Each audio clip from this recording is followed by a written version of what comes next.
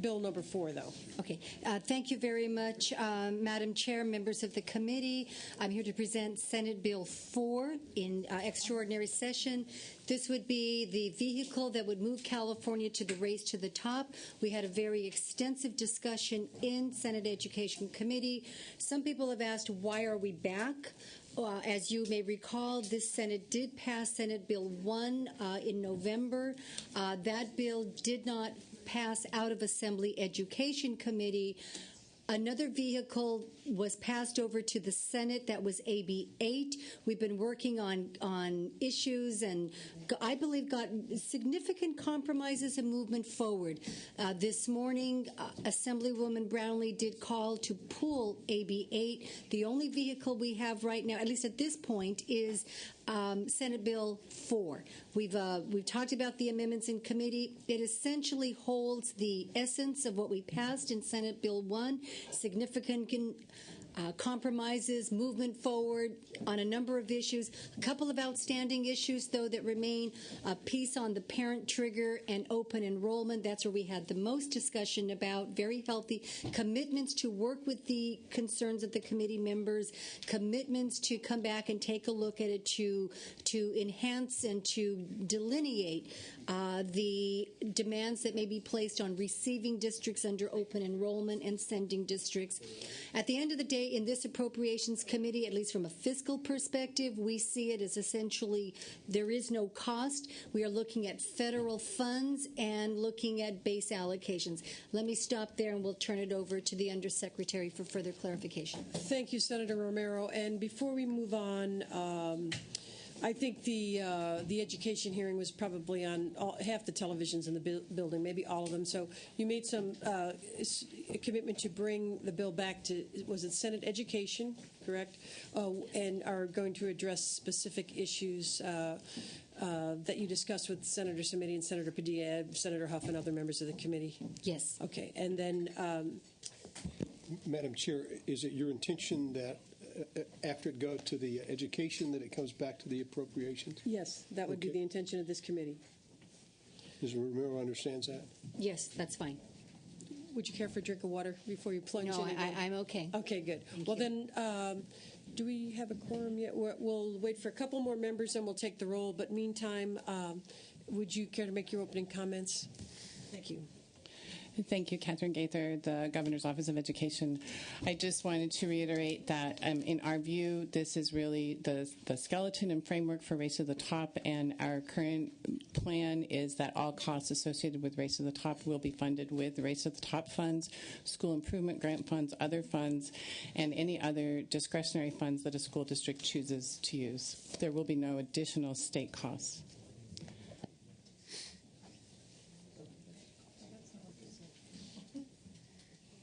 Thank you. Is there any further opening statements? Then, if there's no questions at this point from the committee, let me see if there's support testimony. Is there support testimony in the audience? Anyone in favor? Speak now. Is there opposite? Okay. We'll sit so far back next time. Yes. I'll just be very brief. My name is Ben Austin. I represent Parent Revolution. We are strongly in support of this measure, and we are strongly in support of the parent trigger provision within this measure, which is revenue neutral. Thank you. Thank you.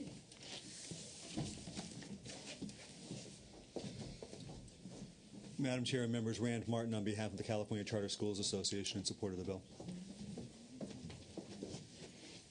We think we have a quorum now. Will you call the roll, please? Kehoe? Here. Kehoe here. Cox? Here. Cox here. Corbett? Here. Corbett here. Dunham? Hancock? Leno? Orpeza? Orpeza here. Price? Runner? Here. Runner here. Walters? Wolk? Here. Wolk here. Wyland? Yee? Here. We have a quorum. Yes. Thank you, members. Mr. Reif? Good afternoon, Madam Chair and members. Chris Reif on behalf of State Superintendent of Public Instruction Jack O'Connell. As I had stated in the Senate Education Committee, The superintendent had a support position on the previous Romero Bill SB X51, had a support, if amended, position on the Brownlee measure AB X58. We have not had an opportunity to review the amendments in full. That includes the cost implications as it relates to those amendments. And additionally, but the superintendent would say that we would like to see a mutually agreeable measure leave the legislature that addresses, at a minimum, the eligibility to apply for Race to the Top. Thank you. Any other testimony in favor? There are member comments and questions. Would members prefer to do that now before we bring up the rest of the testimony? Senator Woke, have some comments. Senator Cox, do you have? Okay, Senator Woke. Just a couple questions. The first has to do with the fiscal impact. Our analysis. You made your statement that there were no costs to be incurred.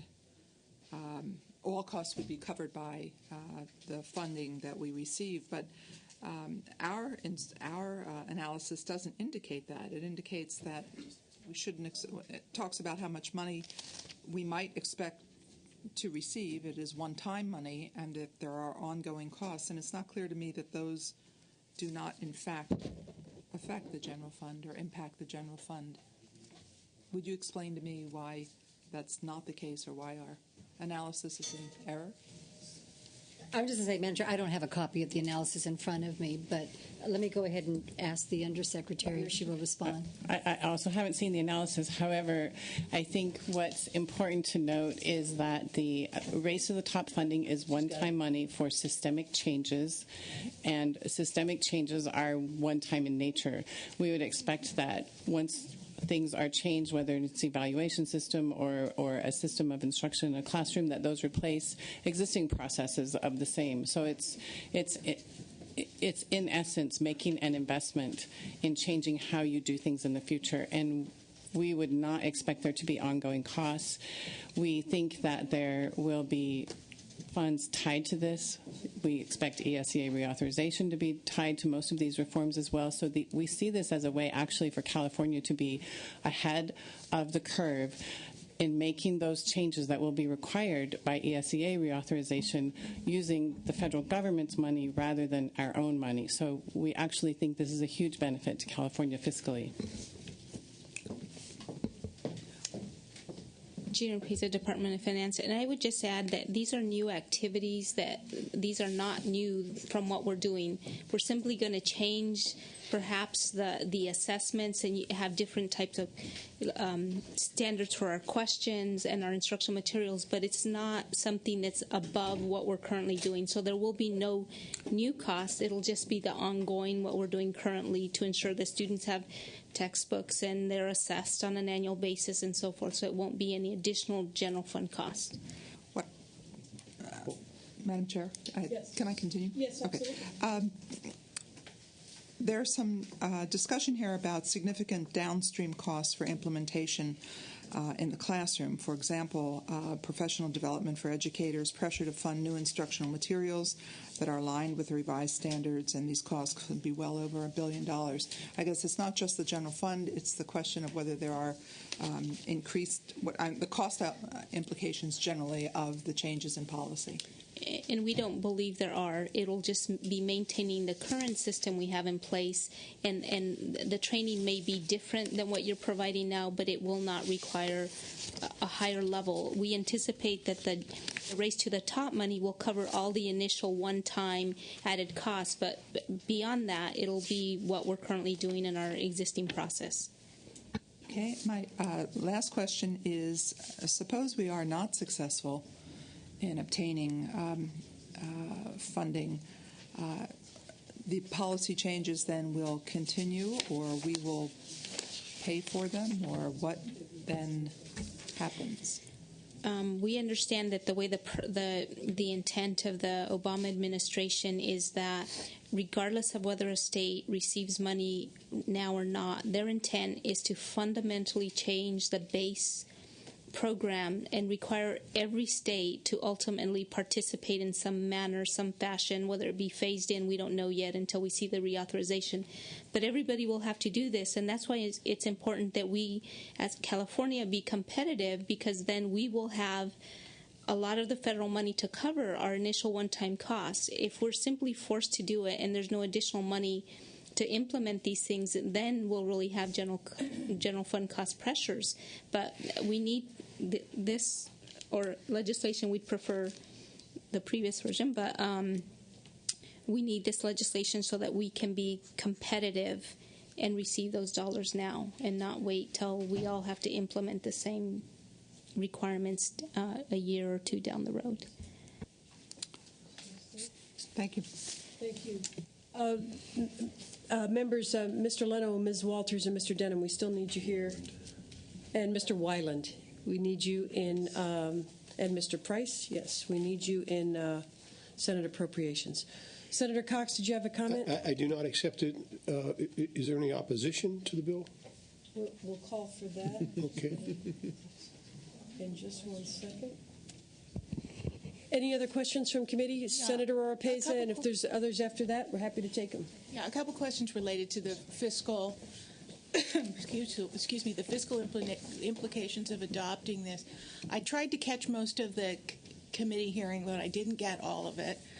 And it's my understanding that, Senator Romero, you've stated that you're going to bring it, if there are, that the issues that I'm concerned about, which is the open enrollment and how that will practically be implemented on a school district by school district basis, will be revisited or somehow looked at in some kind of an appropriate time frame. The reason why I am concerned about that is in part fiscal. In fact, in large part, it's fiscal and operational.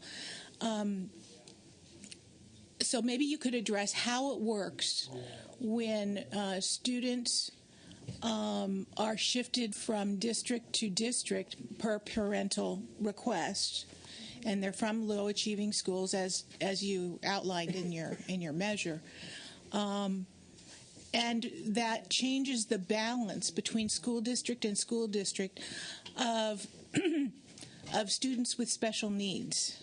And by that I mean, special ed kids. And how, I gather, I assume that ultimately the money would follow the child in terms of that money. But we all know that special ed in school districts is underwritten because the full cost is not covered by what we get for special ed kids. So talk to me a little bit about how that jives with the issue of no fiscal impact. I'm concerned that there will be winners and losers in terms of school districts and their financial, the demands on them financially. Senator, you are correct. For students with special needs, the state funds districts on the total amount of ADA in the district.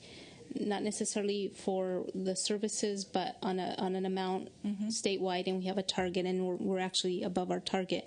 So the money will follow the student in those instances. Yes. Without really knowing the magnitude, and we had a lengthy discussion about district policies, and we want to ensure that there are no policies that inherently discriminate against students with special needs and against English learners and against people that perceive have higher needs.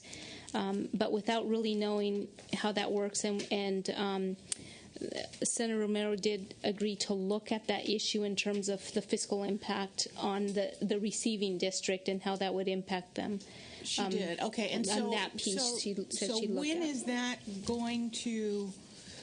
will that discussion occur before we go to the floor, and there's going to be amendments on the floor, or how is this going to logistically work? If assuming that appropriations goes on faith on this, yes, and that we move it out with these unanswered questions at this time, What's the process? The discussion before Senate Education and the discussion at the beginning of this hearing when Senator Cox and I were here, Senator Romero's agreed to bring the bill back to Senate Education after it goes through the Assembly, assuming it does, and bring it back to Senate Appropriations. So after it goes through the other House, we will have another discussion here in our House before it goes to the Senate floor, before two committees. Policy Committee, Education, and the Fiscal Committee, Appropriations. Well, let me say I am very concerned, and I think what I'm going to do today is just lay off of the measure, because I am very concerned, and the Senator knows that I'm very concerned about how, as a former school board member from a large urban school district, but I also represent small districts, and so I've got and LA Unified, the biggest one.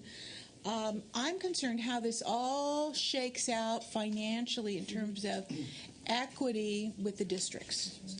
And so I'm going to, I think at this point, I'm going to withhold my aye vote and just let it go through, but without making a commitment that I'm going to be all okay with it. It's too big an issue for me. Ms. Oropeza, if we don't support this bill, you don't get this.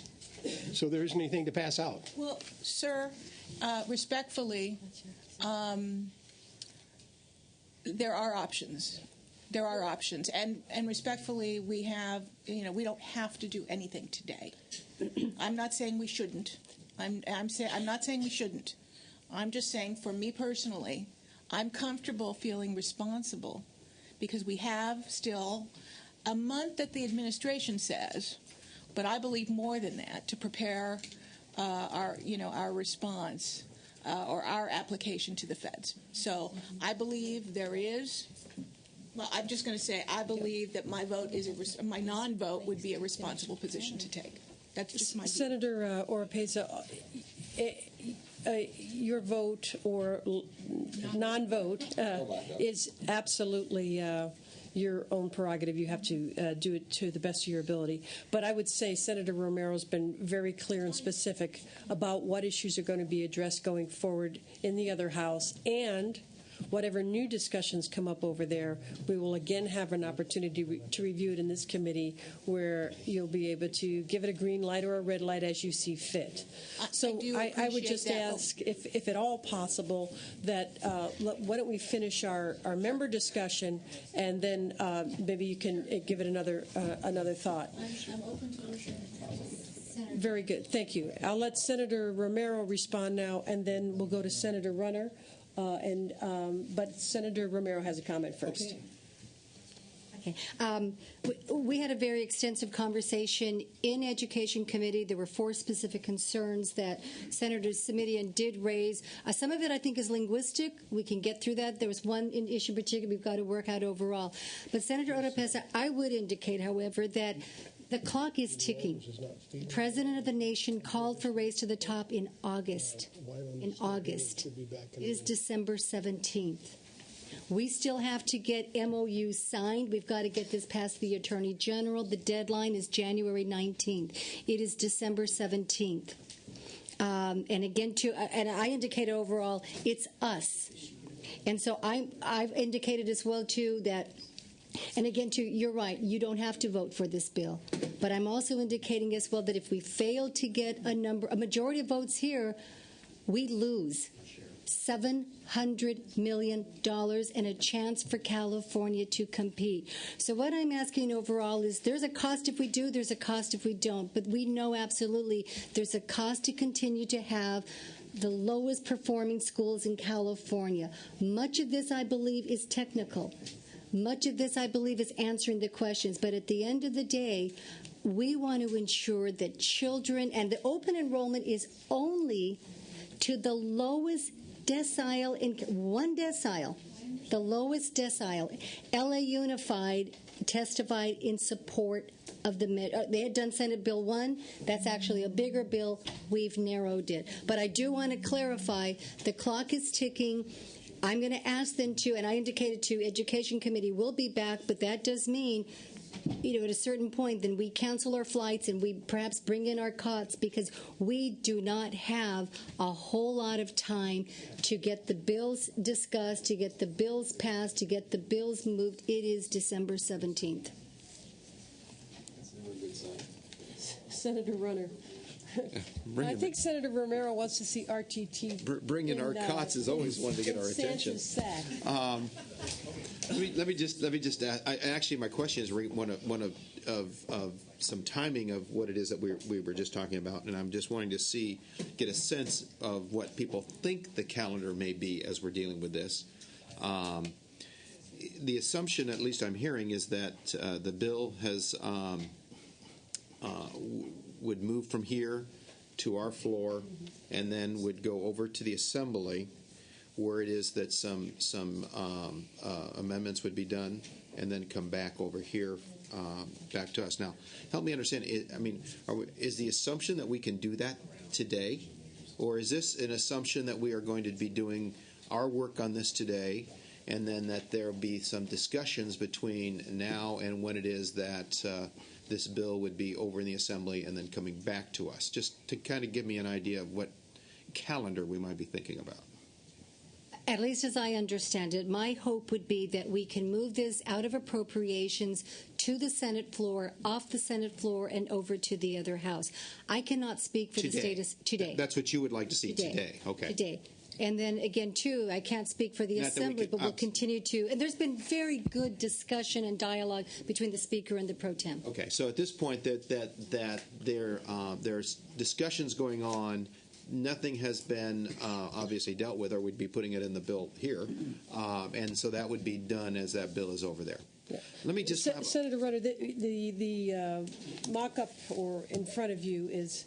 These amendments here? Yes. We're going to include those over there. This is the entirety of the amendment, the work that the committee is doing today. Yes. Then the additional discussions that Senator Romero agreed to in Ed are going to continue after this hearing and after our floor session today. Okay, and I guess it's kind of and so there'll be more amendments on the struggle side. I'm trying to get through is the discussion on the bill today that's before us versus the agreement of what was discussed on and commitments made then into the future. That is not before us. That is not, they're not in writing. Mm-hmm. Those are verbal commitments between the senator and the Education Committee members. Okay. And so all we have before us is this document,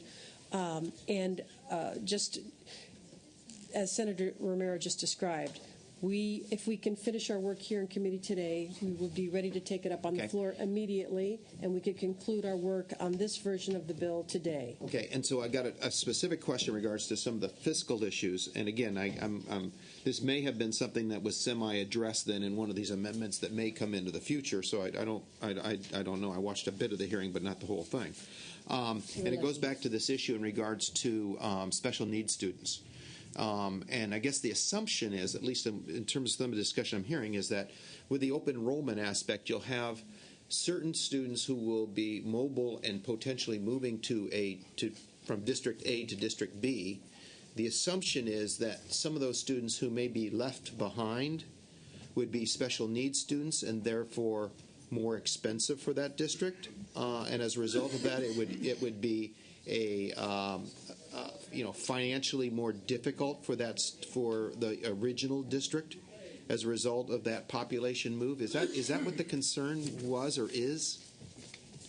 Senator Runner, the concern that we heard this morning was the opposite. Oh, okay. That students would transfer into the other district and it would cause some sort of financial hardship on that district by having to take students on the new district. So there was a lot of concern about what the restrictions and I thought it was in regards to the special needs students specifically. Right. So the concern was that it wasn't. Okay. It was anyone. Okay.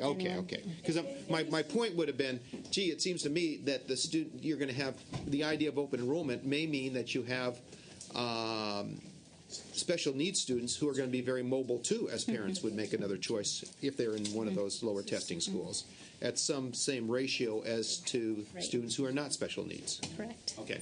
So the issue was just the impact on that and therefore... The receiving student. Okay, thank you. Thank you, Senator Rutter. Thank you. members, Senator Yee.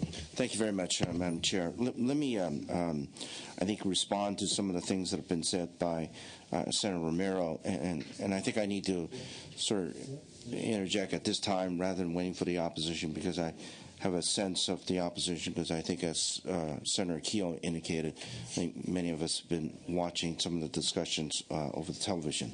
You know, I share Senator Romero's sense of urgency. You know, I served 8 years on the Board of Education. I worked 10 years in the school district. I worked in the mental health department, working with a lot of troubled youngsters. I sense and know and understand the sense of urgency. Back in the days when I was on the Board of Education, they were saying Latino kids and African American kids and poor kids were not doing well. Guess what? We're saying the same thing. All that I would say is that 8 years ago, there was an effort to try to reform the educational system, not just in California, but throughout the country. This was going to be the panacea. We're going to hold people accountable. We're going to be standards. And then we're going to provide the necessary funds to take care of those individuals who are in need of help. That was No Child Left Behind. And that has been a total disaster. There was a sense of urgency that we had to do it. We had to buy into it. We had to change our plans. We had to make every single district follow No Child Left Behind, because if we didn't do it, the federal money wasn't going to come, and so on. And what happened was that we changed the policy, but we never got the money. And that's the fear and concern that I have, that in the sense of urgency, while I don't want not to act, I do want to act, but I think I want to act in a more cogent way so that you hear and deliberate on all of the concerns and oppositions so that we can kind of bring everybody together. It just seems to me that if we're going to leave some people out of this discussion, and whatever the compromise is going to be, that you're going to have individuals that end up, just as No Child Left Behind, a lot of dissatisfied individuals who ended up being counterproductive in trying to roll up their sleeves and let's all make it work. You've got significant elements of the education community that are absolutely opposed to this thing. And so how do we move ahead with reform when you have other people standing on the sidelines saying, no, we don't think that this is reform? And so that's the problem that I have. I don't want to next year and 8 years from now saying that African American, Latino, and poor kids and other kids are not doing well. I want to just end that discussion. If we can do all the things that we supposedly are able to do in this country and in this world, we ought to be able to help educate all of our kids. So here is a tremendous opportunity. You've got a new president who supposedly understands all of these issues and care about our kids. But the reality is that whatever the idea has come about, you have a significant portion of the education community that are just saying, no, this is not the way to do it. And so it's hard for me to then support this, because all we're going to do is to spin our wheels again, just like in No Child Left Behind, and that's the concern that I have. Thank you, Senator Yee. We still have to take opposition testimony. We need a seat for the opposition testimony. Opposition, please come forward. Thank you. All righty, go right ahead. Thank you. Sherry Griffith with the Association of California School Administrators. Actually, we have not had an opportunity to take a formal position on the measure, just seen it today. But as we've said in other committees, we want to register our concerns with the fiscal impact on districts. By January 8th, districts all over the state must sign a binding agreement to Race to the Top, in which they agree to implement multi-year funding commitments and mandates. By January 8th? By January 8th. They were given notice this last Monday by the superintendent in the governor's office. They're very concerned that while they look at the MOU and they may be able to commit to some of those provisions, and actually our state is going to require that they meet all 4 areas of Race to the Top. So there is nothing you can move aside. You have to mandate all of the 4 provisions. They are not clear what state mandates will come forward out of the legislature in the coming weeks. That concerns many of them. I think it's a leap of faith for many districts. They're having to hold special emergency local board meetings to determine if they're willing to take that leap. I think many want to. I think they're very committed to reform, but they're very, very concerned because one side... Do all the districts have to sign on? No, absolutely not. So, is there a critical mass that has to sign on? Well, I think as the Secretary's office said, the more that sign on, the greater opportunity for greater dollars from Race to the Top. Okay. There are provisions in this bill, however, that relate to all districts, and those mandates for open enrollment, the struggling schools piece, those will be ongoing mandates for all districts in California. So we're struggling to look at both elements to this, and so we do have concerns with the fiscal. Right. Members, Senator Runner, just as soon as we get through with the opposition testimony, if I'm able, I'm going to take the roll, so I hope you'll hang close, okay? I'm just going right out. Okay, I'm going to keep Senator Cox, have an eye on you. Good night to see you here. Okay. Go right ahead, ma'am. Go ahead. Good morning. Liz Guillen with Public Advocates. We haven't taken a formal position yet either.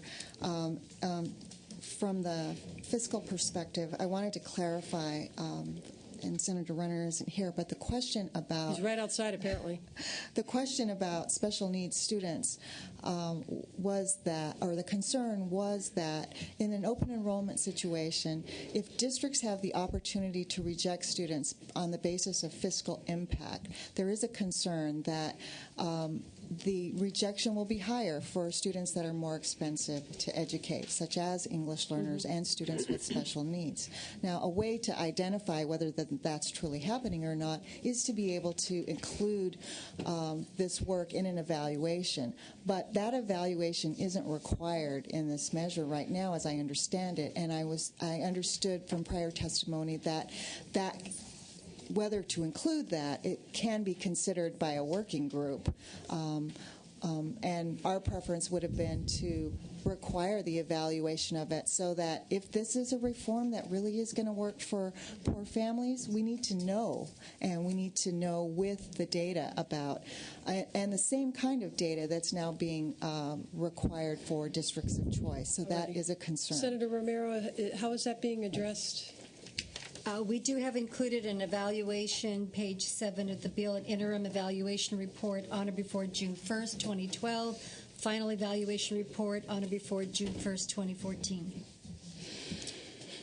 This is the latest version. Maybe you don't have it. And those lines are there in subsection C, 1 and 2. My understanding was that the open enrollment affecting special needs students. Right. Well, and also my understanding was that the decision whether to include in that interim evaluation an evaluation of the open enrollment piece was not decided yet, that was going to be part of a working group decision. If that's the case, I think that we would have fewer problems with that provision. But that's not my understanding. So I think that's just something to clarify. Thank you. Could we get a clarification on that? Actually, yes. The Race to the Top requires that there be an evaluation done of the entire Race to the Top plan, and if open enrollment is enacted into state law, it will become part of the state's overall comprehensive plan. So it will be evaluated as part of Race to the Top, and we will have federal funds available to do that. And that will include any differences in open enrollment options for able versus special needs students? Correct. I think our plan actually is really to... Correct is good enough. Okay. Okay, thank you. Well, we assume that it will. It's not called as a special evaluation factor. She just said it would be. Race to the Top requires that we evaluate all portions of the plan. All portions of the plan. Okay. All righty. Ma'am, go ahead. Patricia Rucker, California Teachers Association. Welcome. Thank you. I'm happy to be here this morning to talk to you about this bill. CTA does believe that this bill creates significant downstream costs in the number of instances for the programs, especially since the policy changes that would be implemented by this bill will be permanent, even if the state is not funded. A specific example would look at what the Commission on State Mandates has already reported concerning teacher evaluation. For the STAL Act activities that districts are already requesting state mandate reimbursements for, in 08-09 it was $22 million. And just for the STAL Act evaluations, because Race to the Top requires... Gentlemen, yeah, can we have some lights back here? Energy conservation. It's actually... This is a green committee. We're shrinking the urban footprint. All righty. Thank you. Senator Denham, in trouble again. Go right ahead, Miv. Usually the price goes up then. Because the race to the top requirements for teacher quality do require an annual evaluation for the schools and LEAs that are participating in the program, this does mean whether we're talking about formative or summative evaluation activities, there are downstream costs that need to be considered and that have not been considered in this bill. In addition to that, as we were talking about evaluation, since Race to the Top does require teacher evaluation to include tests as a significant factor in the evaluation of teachers, one of the questions we have asked from the beginning is how will the tests and assessments that are currently used, whether they are identified by the state or identified by the LEAs, how will they be validated for purposes of making personnel decisions? That has never been answered, and what we have heard is that since it's not required in statute, it's not required in the criteria, we're just not going to do that. Whether it's required in the statute or the criteria or not, it is a significant cost issue as tests are developed, new tests are brought online. Whether you evaluate them and validate them for the reliability about student learning, there needs to be some consideration about whether or not they need to be validated as well for personnel decisions.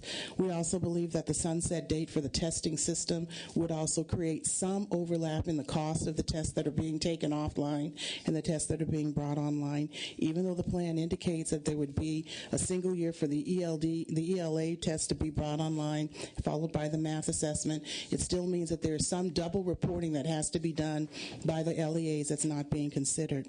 The work that has to be done by the LEAs to participate in the data system upload, both for additional data elements that will be added, in addition to the maintenance and the record checking or accuracy checking, has not been considered.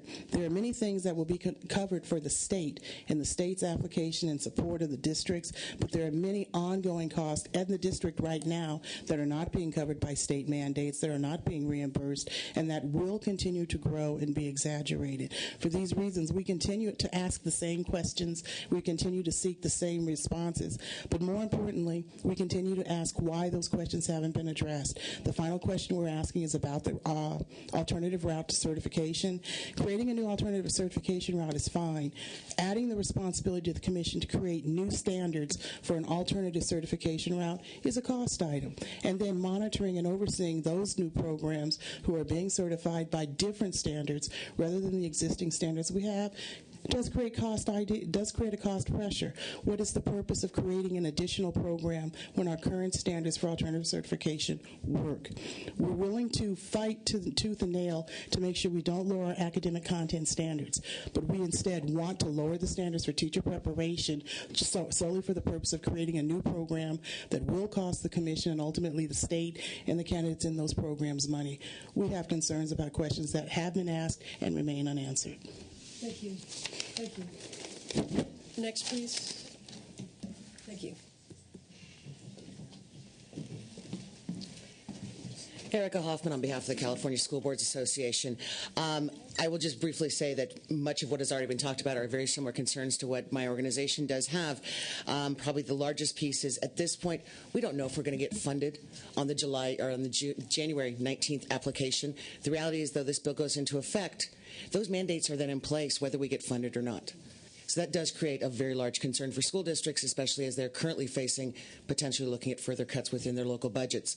I will leave my concerns at that for this point in time, but I would greatly urge further consideration because we do see many of the pieces of this as potentially being long-term outstanding costs that neither the state nor the federal government will fully pay for. Thank you.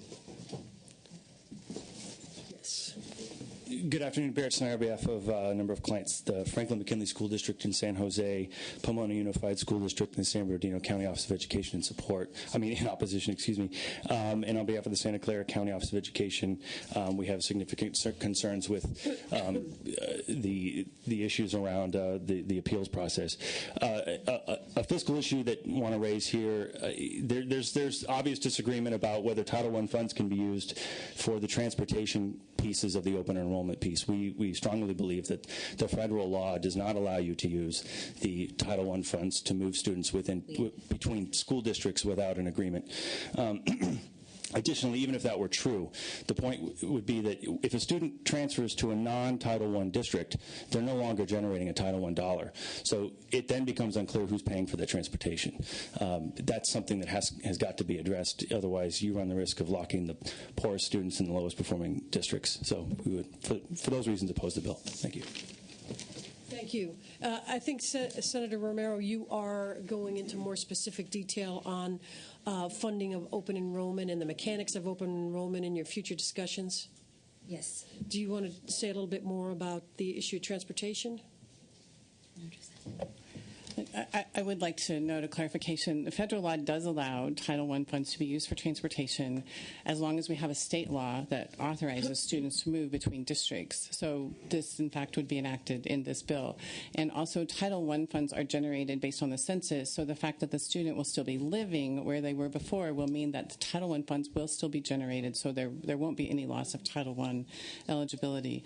With respect to using data as part of the evaluation of teachers and principals, this is something that's been required in the Education Code for a number of years, so this is not a new cost. We're hopeful that the Race to the Top funds will, in fact, give us a way to help LEAs work with their teachers' unions and with their management groups to do this in a better way so that it can actually be effective. So we don't see that as a new cost. With respect to underfunding of previously existing mandates or anything else in the budget, this bill and Race to the Top do not exacerbate that. That exists separate and apart from this, and we can't solve the budget crisis through Race to the Top. It's not possible. But we're also not making it worse through Race to the Top. In fact, we think that Race to the Top funding will enable LEAs to create systems that will improve education so that as the economy improves and the money comes back into the education budgets, they will be able to move forward more effectively and turn around education so that we will save costs elsewhere.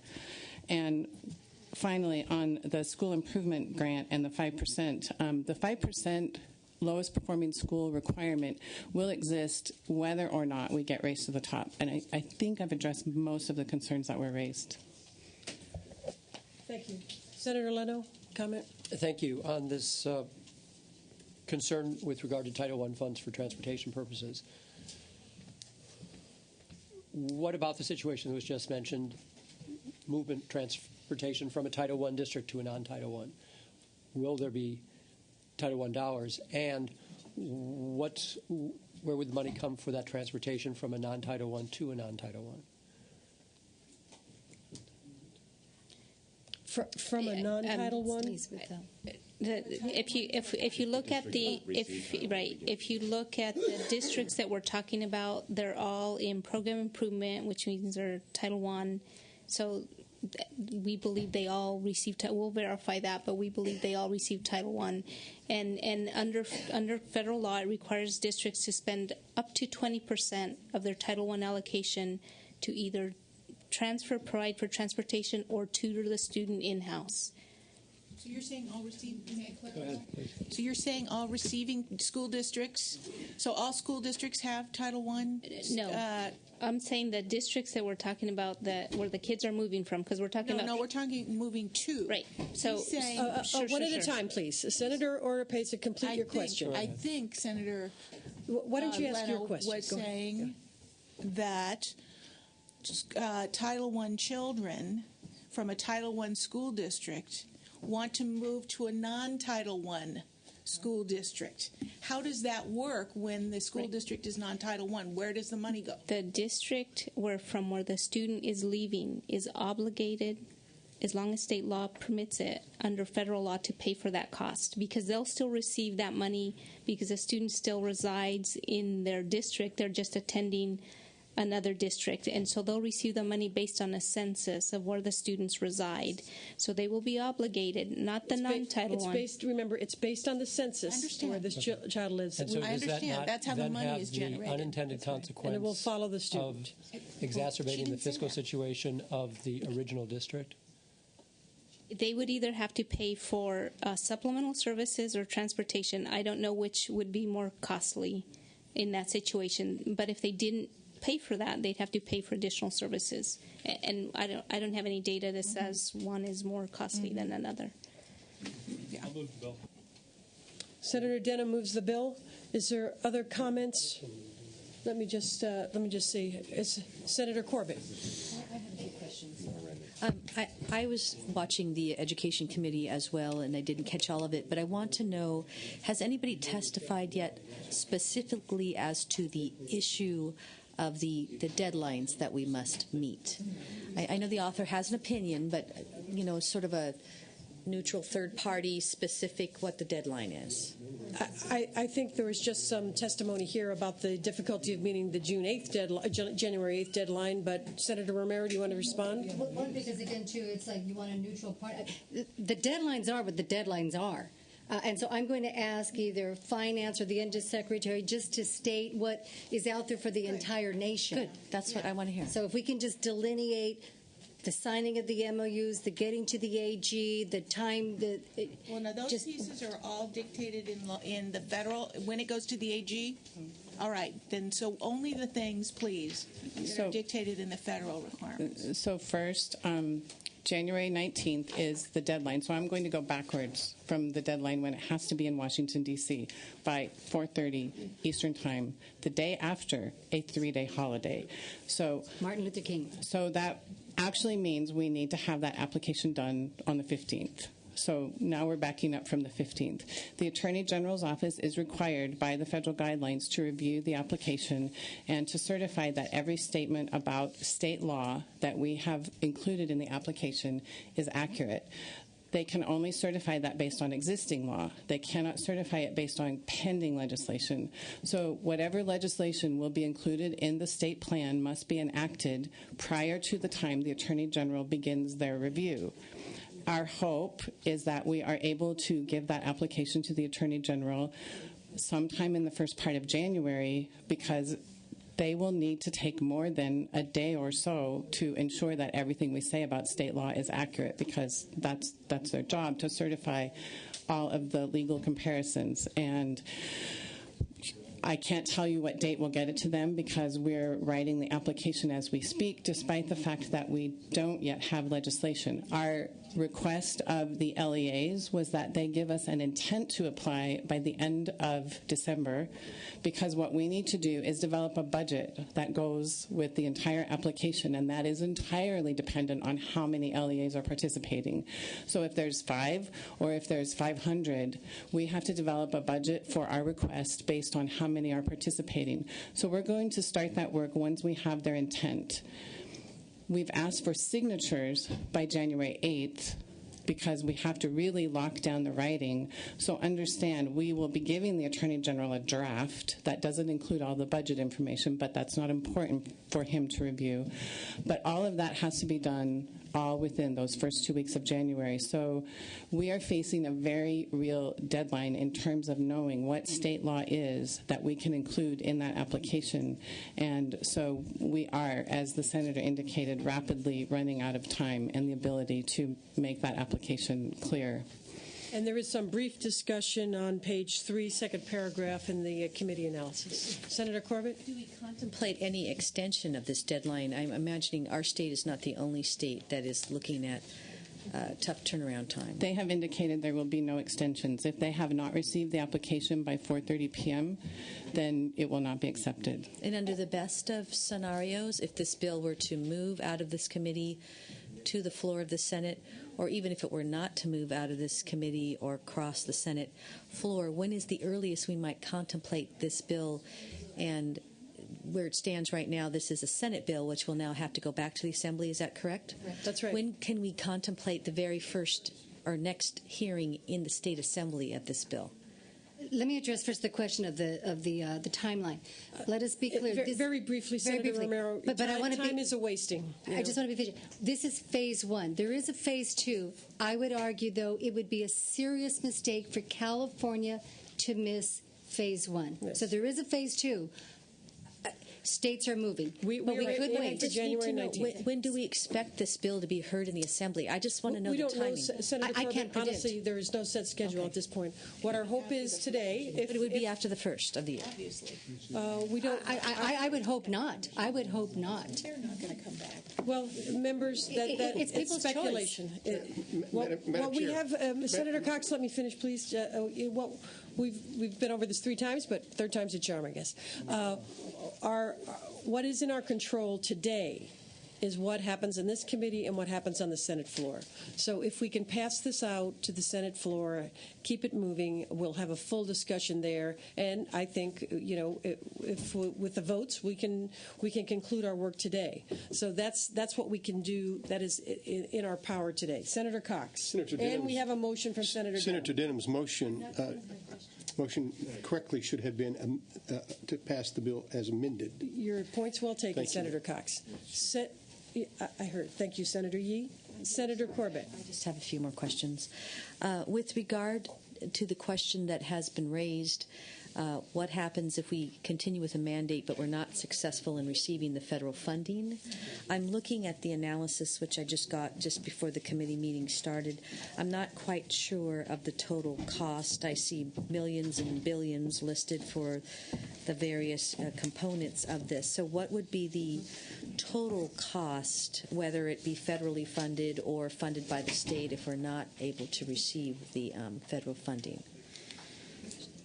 I'm just trying to get my hands around how much this may cost, what sort of risk we're putting ourselves If I could just note that currently school districts and county offices charters are suspended from instructional material requirements, but there is a normal adoption schedule for instructional materials in California, and we're sort of in suspension at the moment, but that will resume at some point. And school districts do need to buy instructional materials. If they buy instructional materials based on different standards, they're still buying instructional materials. So I don't know that it's reasonable to tag this bill with the cost of instructional materials 5 years from now, because they would need to buy them anyway. Okay, well then I'll just ask it a little more directly. If we were to be successful in receiving the federal funding, maybe this will give me an idea of how much this might all cost. What are you anticipating to receive from the federal government if we're successful? That probably will give me the answer as to what this will cost the state if we're not successful. We are eligible for up to $700 million based on the federal guidelines. That is entirely dependent on how many LEAs participate with us and also on how comprehensive and competitive our plan is. But the potential cost risk, if it's not funded, is approximately $700 million. At the top end. A ballpark figure's fine. I just need an answer. The loss of $700 million, that's correct. Okay, thank you. Anything else? Ms. Oropeza? Yeah, I apologize for stepping out and for being on the phone a little bit here. But I was trying to get a little more information about the Ed Committee without having to ask it publicly what occurred. It's my understanding, and can you just correct me if I'm incorrect, that in that hearing you committed to bring whatever comes out of the Assembly back to the Education Committee for an additional review prior to going to the floor in the Senate. Is that correct? Yes. And also that, and this is the real kicker for me that I think will allow me to vote for this measure with good conscience and feeling like it's cool for now, is that you've also agreed to include not only capacity but negative financial impact as rationales for denial by a school district. That's what I was told, that you would include that language. Is that correct? Yes, we talked about constructing language that would be clear in terms of the financial impact. We've used capacity. Senator Samitian argued it's financial. We've said, potato, but we can figure it out. Yeah. We've committed to address and to fix this language. Okay, because in terms of art in the education community, capacity is always spoken of in terms of physical plan and not financial capacity, unless it says financial capacity. Very briefly. And so, thanks, Mark. As long as that's going to be included, and that I'd like to ask that it come back to appropriations as well. We committed to that also. Yes, Okay. let me clarify. Not for review. These will come back for a vote in both committees, Policy Committee and Fiscal Committee. So we're not going to get a report. We're just an up and down vote. We'll have a thorough discussion and a vote.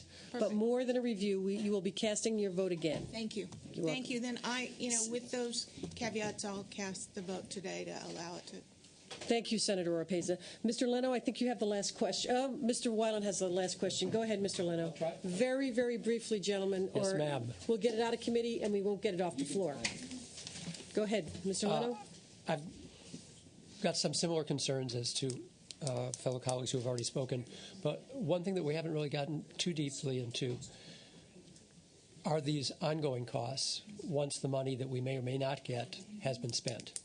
On page, I think it's 3 of the analysis, toward the bottom, there's mentioned that there could also be costs relative to the open enrollment provision leading to new Prop 98 costs to fund revenue limit, declining enrollment adjustments, depending upon the participation in the open enrollment program.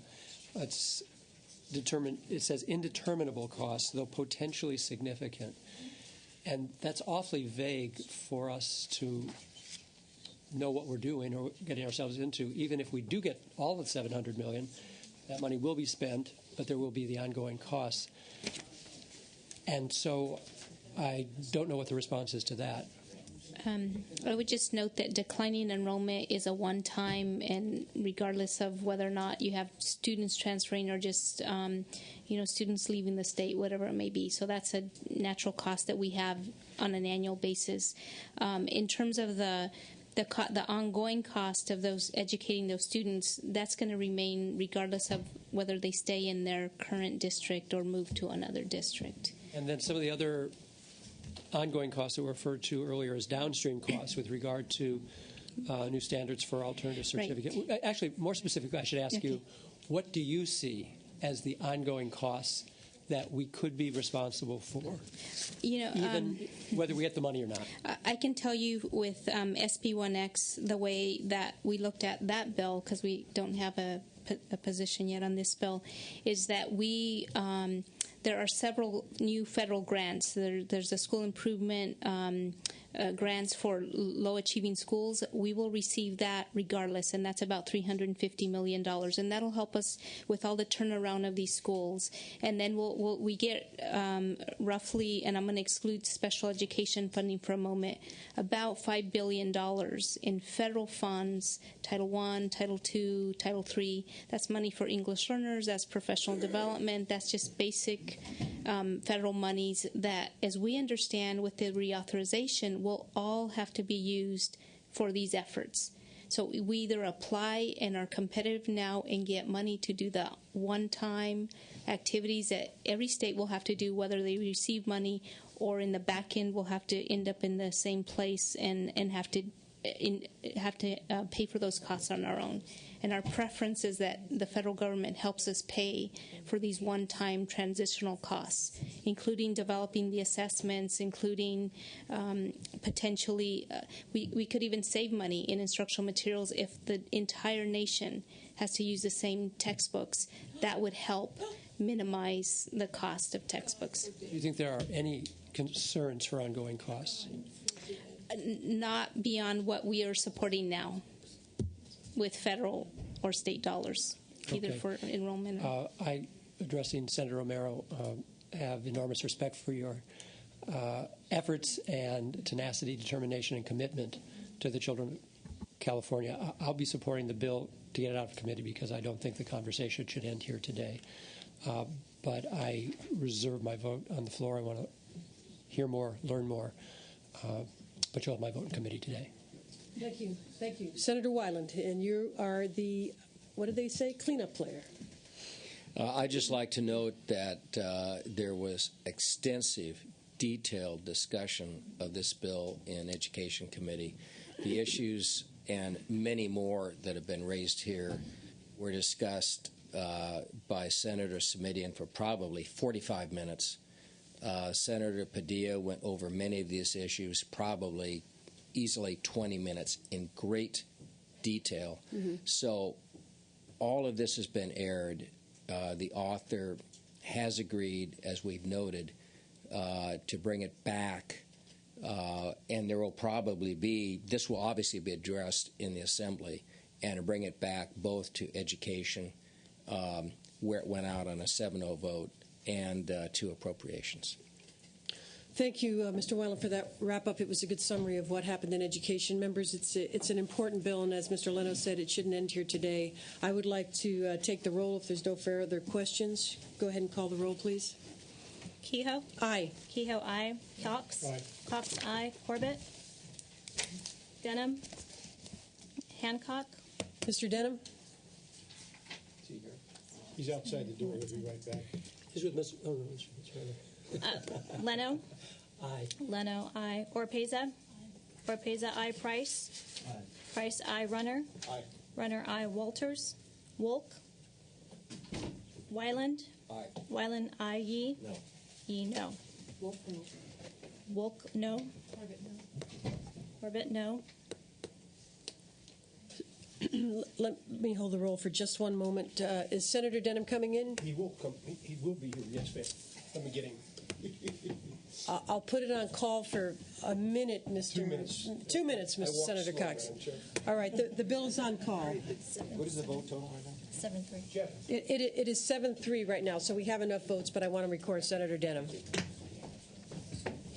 Thank you, everybody. And we'll hold the roll until Senator Denham returns.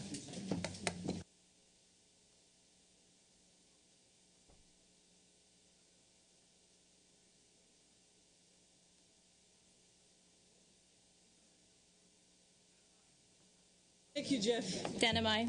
All righty. My roll is 8-3, that bill is out. Senate appropriations is adjourned.